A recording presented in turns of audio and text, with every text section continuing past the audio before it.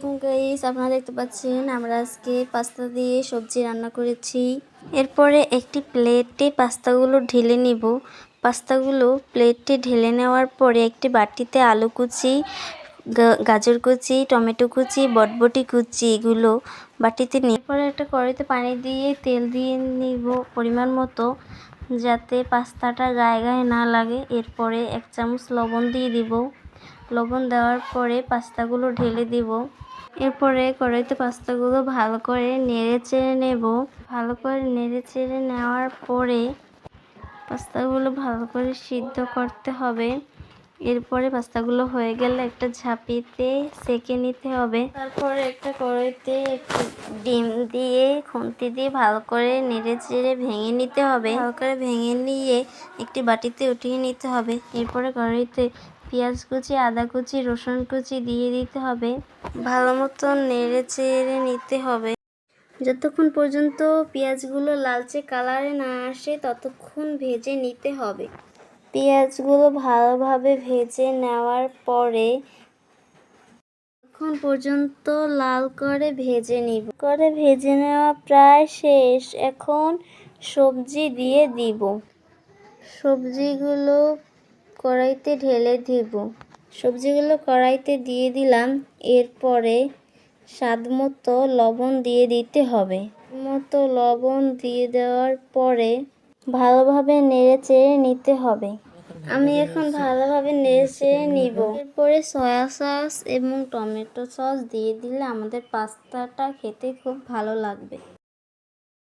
এরপরে টমেটো কুচি দিয়ে এখন ভালোভাবে নেড়ে চেড়ে নিতে হবে। ভালোভাবে নেড়ে চেড়ে নেওয়ার পরে পাস্তাটা কড়াইতে ঢেলে দিতে হবে।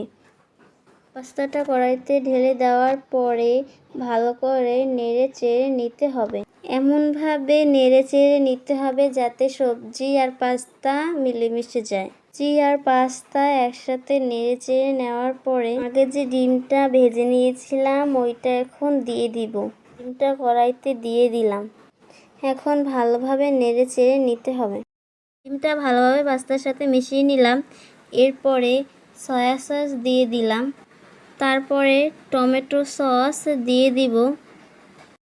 আমি টমেটো সস একটা পিরিচে ঢেলে নিয়েছিলাম সবজি আর পাস্তার ভিতরে দেওয়ার জন্য। প্রথমে বোতলেরটা দিয়েছি, এরপরে পিরিচেরটা দিব। এখন সসটা দেওয়ার পরে ভালোভাবে নেড়ে চেড়ে নিতে হবে।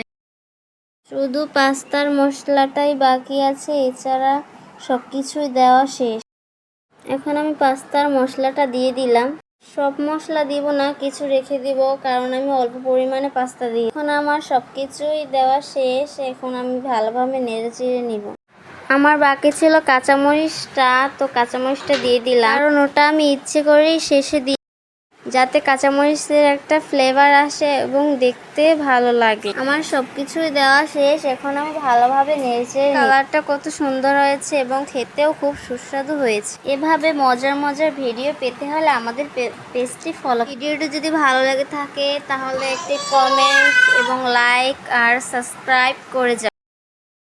এতক্ষণ পাশে থাকার জন্য অনেক অনেক ধন্যবাদ। বলতেই ভুল হয়, ভুল শুধু শয়তানের হয় না। যদি কোনো ভুল ত্রুটি হয়ে থাকে তাহলে ক্ষমা করে দিবেন। তো ভাই ও বোন, আপনাদের আমাদের বাসায় দাওয়াত রইল। কেমন হয়েছে কমেন্টে জানাবেন কিন্তু। Tata, bye bye guys.